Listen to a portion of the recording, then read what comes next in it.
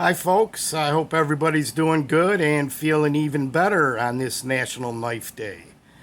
Shout out to South Jersey Pete for bringing that to at least my attention.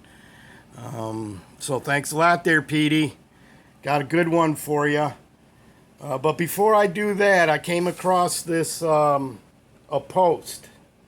Actually, Google came across it, and since Google spies on what I buy all the time, which is pocket knives, they had this in the suggested articles column.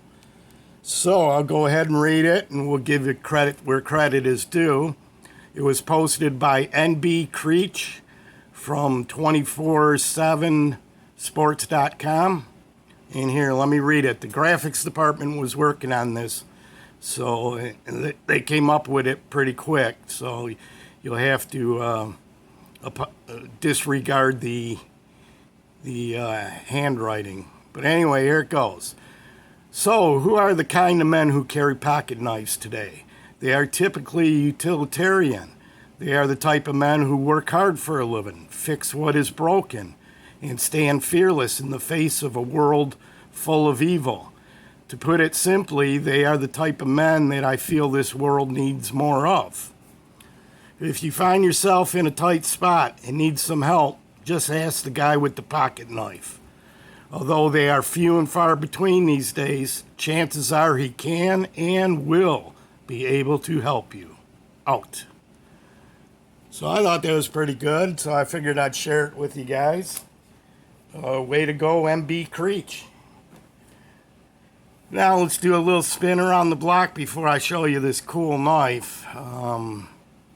Let's go over here, and with the utilitarian theme, I got out a Providence, Rhode Island cutlery electrician knife and a Chicago cutlery Hibbard Spencer Bartlett mechanic special, along with a number 2 pencil and a 6-inch Stanley rule.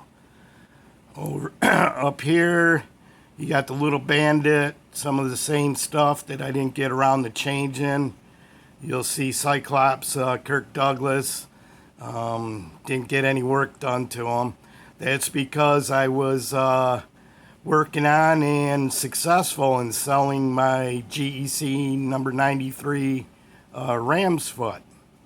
So I'll be upgrading to a Grail knife really soon with the money I made on that. But anyway, let's look at what's in front. What's on the edge of the front of the block there? Could that be? Yes, that is a Robert David Laguiole from France. And in front of that is a Taylor's Eyewitness Buffalo Horn Barlow, made by Lee White. And then we got the 3 Granddaddies, a Queen and 2 Robesons, but actually all made by Queen. And I'll be showing you that Laguiole pretty soon. That's how it's pronounced, I guess, Laguiole. We'll start from the back. You'll see the GEC Eureka Jack is still out there. The Fantoni and the 2 Lion Steel. A pretty sweet Shatton Morgan single blade spear point Barlow. The 2 Sheffield Arthur Wright knives and Stag. Right here is a Bulldog brand single spear point Barlow, also in Stag. And that I got to do a video on. Let's see if I can get better angle. Lost my voice again. Dang it. Got a Schrade Heritage Barlow. That's a really cool green bone.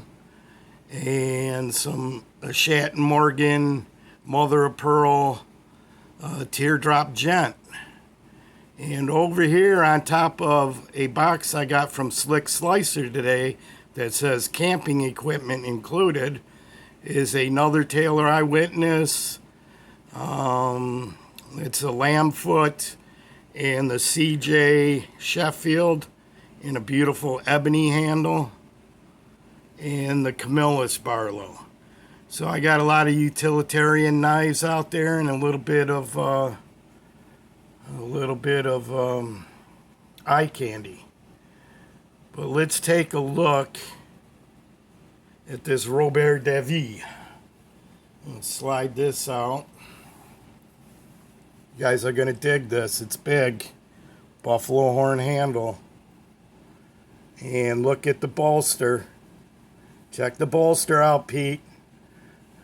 What's on the bolster? Whoops. Almost lost the whole thing here. Look at this horn on this.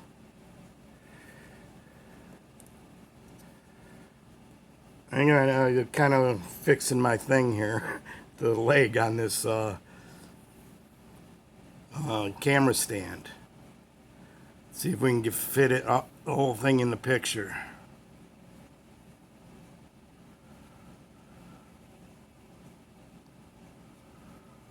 And maybe if we move some light around. How's that looking?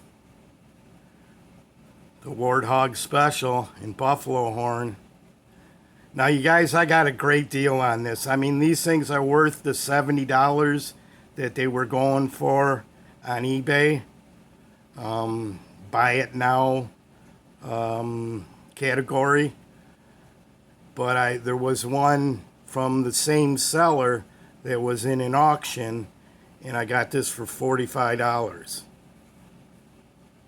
And that's real buffalo horn. The Warthog bolster.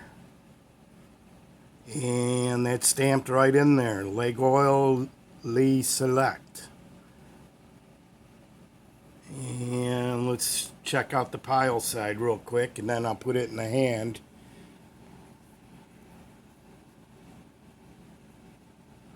And look at that. Warthog's running the other way. Catch them if you can. Look at that horn.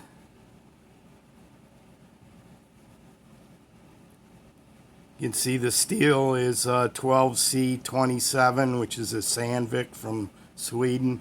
Not the best steel, but it's a pretty good steel. And this is made in France. This is handcrafted. I don't know if it's handcrafted by one craftsman or not, but it's in really good condition. And for $45, come on. You know I can't pass that up. Okay, let's slide this over. I'm trying to get some good light on the situation, because you guys are going to like that. Oh, here's the box that it comes in. Coutier Robert Davis Depuis 1919. And it's a pretty nice box. This model number is the RD0001P. And what's this say here? Maybe that's the model number. 505R CPR. Can't figure out what's designating it to be buffalo horn, but let's take a look at the knife. No better time than now. Now this thing's pretty dangerous, and I'll show you in a minute. You got to be careful because it will do a little blade wrap at the bottom. There's nothing to stop it. And the spring is strong. You'll see I had to put some oil up by the B. And I don't know if this is all hand filed. I imagine so. As you can see, it kind of looks like it is. But that's a pretty cool design too. That's a handsome bit of file work. And I believe the B is welded on. Some people think it's a fly. Some people think it's a B. But I guess nobody knows for sure. And you got your warthog tusks and all. Actually, they call it a wild boar, but a warthog is a wild boar. You'll see Davis R. artesian. And this is stamped in. That's not an etch. I love when people stamp the blade. I wish every knife maker did that. 12C27 François. You'll see there's a little oil on this. Let me grab a towel here. Because like I said, immediately I had to oil the back spring because it felt like it was going to break. That's how stiff it was. So I oiled the pivot and the back spring, and some got on the handle, which won't hurt it because it's buffalo horn and it's mineral oil that I used.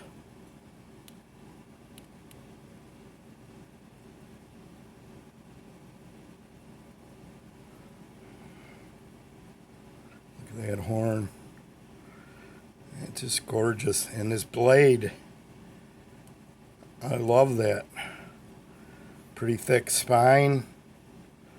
Comes to not a real tapered point. It's pretty thick up at the top too.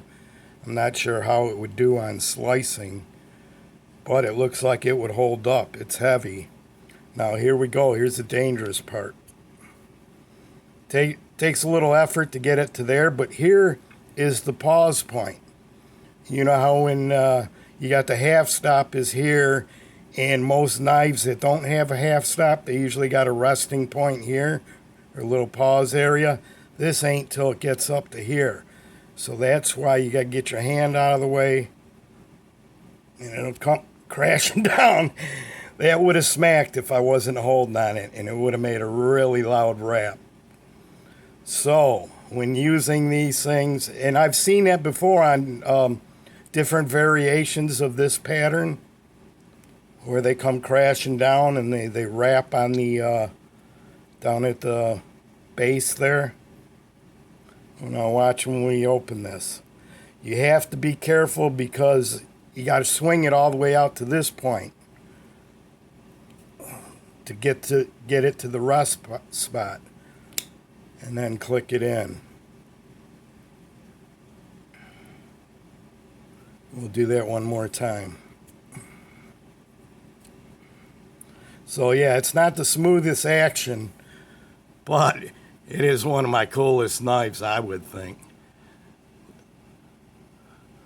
The French nailed it with this one, or at least, there's so many different makers that do this pattern, but this one right here is the one. I've always wanted one of these patterns. Then when I seen this one, I said, that's it.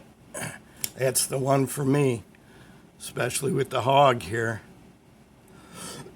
Excuse me.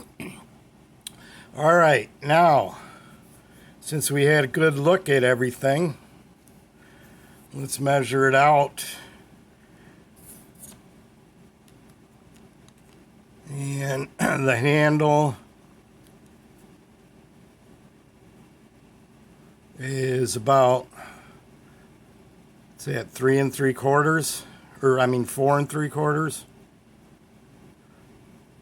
It's almost 5-inch handle. Unbelievable.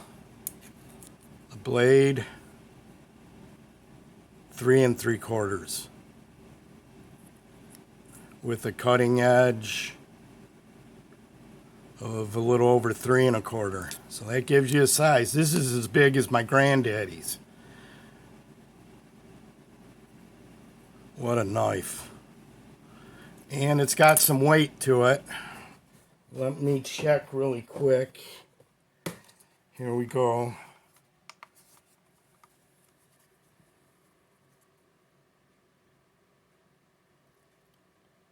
Of course, it's not going to turn on. There we go. So yeah, you're looking at 4.3 ounces. So you would probably need some kind of sheath to carry this, I imagine. Let's take another look at that horn. See if I can get the light right. There's no gaps anywhere. The transitions are all good. The pins are in pretty flush. I mean, you can't even feel that smooth. It does have a rapid, there's not a lot of gradual transition there. It's pretty abrupt. And as you'll see, it is hand worked because they're different thicknesses. So it's definitely hand worked on the on the handle.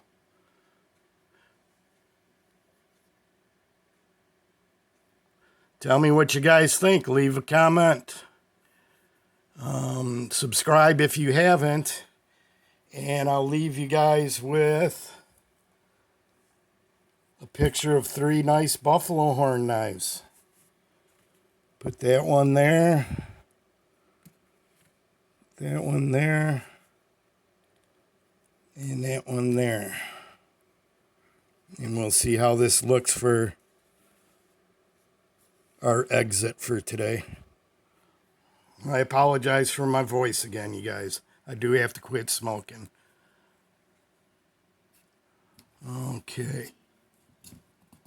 I'm trying to get some better light.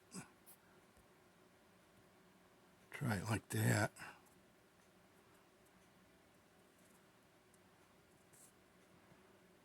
So, my friends, until the next video, take care. Peace. Bye-bye.